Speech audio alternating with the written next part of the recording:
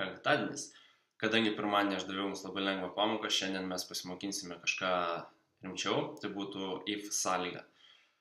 Ir taip pat susipažinsime su tokiais dalykais, kaip praeitoje pamokoje mokėmės pridėti, atimti ir visą kitą, o dabar išmoksime daugiau už, mažiau už, lygų, nelygų ir visą kitą nesąmonę.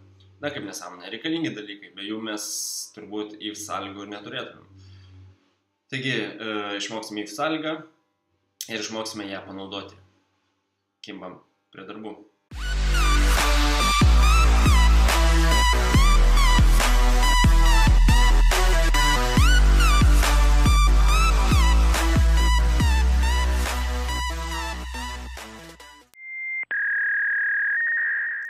Na, pirmiausia, mums reikia tiesiog išmokti sintaksę mūsų ifo, kaip tas ifas atrodo. Jeigu žiūrėte mano JavaScript pamokas, tai viskas bus lygiai taip pat.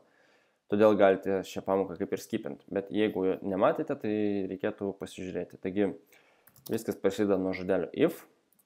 Na, tiesiog if sąlyga, kad žinotume, kokia čia sąlyga. Tada paprastai skliausteliai, į kuriuos mes būtent įrašysime tą sąlygą. Na, kas turi vykti, kad kažkas galiausiai pasirodytų mūsų ekrane. O kas turėtų pasirodyti mūsų ekrane, būtent rašysime tarp tokių skliaustelių. Na, iškart ir galime pasirašyti, sakykime, jautas. Ir tai tebūnė būna žodelis pavyko.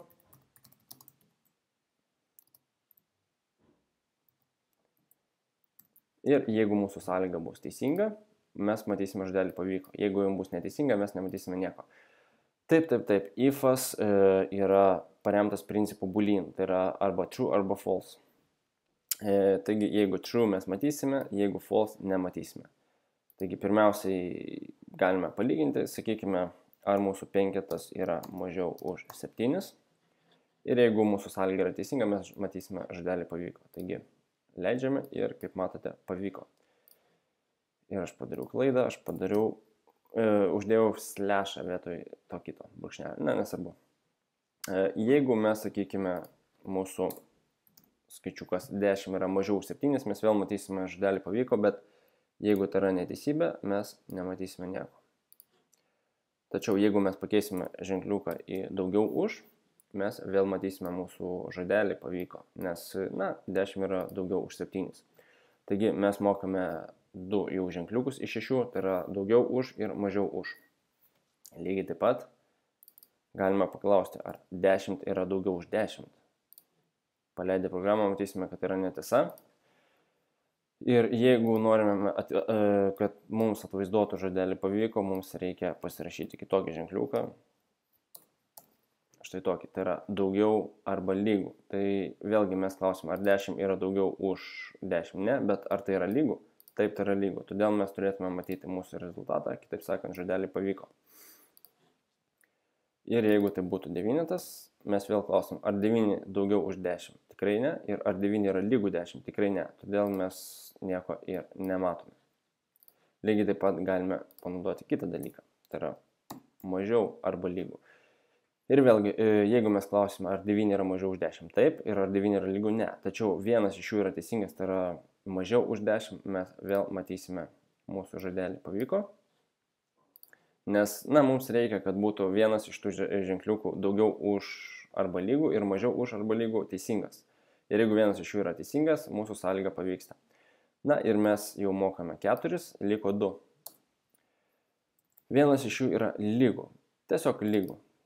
Ir jeigu klausime, ar 10 yra lygų 10, tai yra teisinga ir, na, mes matome viską. Ta prasme mūsų žodelį. Ir jeigu mes klausime, ar 9 yra lygų 10, mes nematysime nieko, nes, na, 9 nėra lygų 10.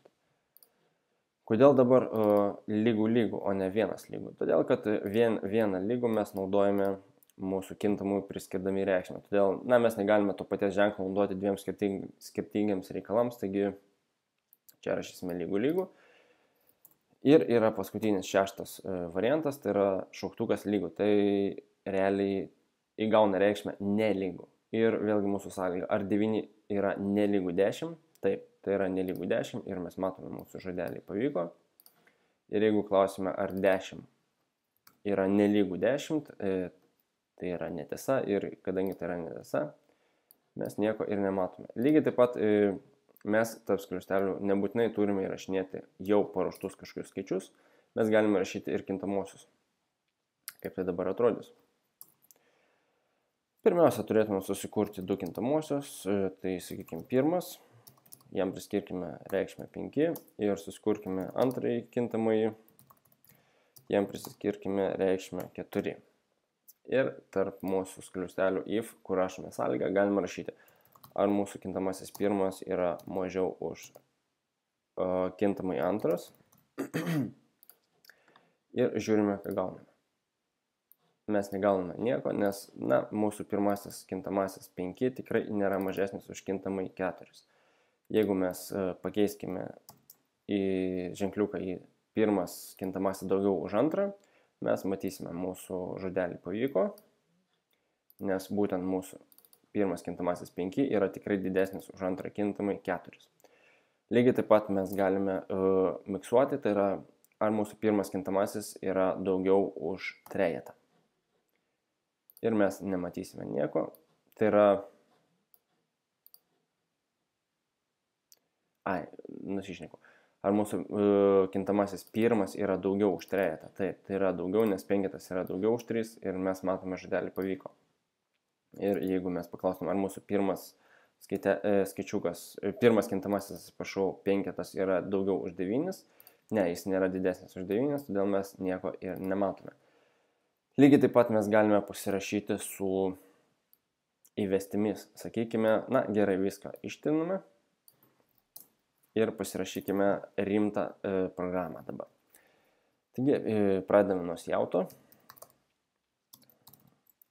ir paprašome, įveskite skaičių, kurį palyginsime su skaičiuku 10. Tada mums reikia sino.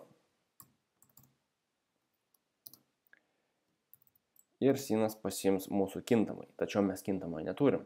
Taigi, būtent čia mums reikia susikurti kintamai, sakykime, skaičius ir jam nieko neprisiskirti, nes būtent mes jam kažką priskirsime čia. Toliau įvyks, mūsų skaičius įgaus kažkokią tai reikšmę ir mums dabar reikia kažkaip tą reikšmę panaudoti. Dabar kurime sąlygą if. Taigi mūsų sąlyga bus tokia, ar mūsų įvestas skaičius yra lygus 10, nes mes lyginame su 10. Ir jeigu mūsų sąlyga teisinga, mes parašysime sijautą. Taip, jūsų skaičius yra lygus 10. O jeigu nelygus, tada mes nieko nematysime. Galim pabandyti pasileisti. Ir programėlė prašo įvesti skaičių, kurį palyginsime su 10. Lyginam 5, ar 5 yra lygus 10. Ir mes nieko nematom, nes 5 nėra 10. Lygiai taip pat, jeigu mes pabandysime įvesti 10. Ir mes matysime, taip, jūsų skaičius yra lygus 10. Tokia labai lengva, paprasta sintaksė ir manau, jūs ją tikrai suprantat, nes ką dabar pamatėt, jūs jau turėjot mokėti, nes viską rodžiau praeitose pamokose. Taigi, penktadienį biškį mindfucko tokio gavote ir dabar, sakau, eikite ilsėtis, turėkit gerą savaitgalį ir susitiksim kitą savaitę, pirmadienį. Viso.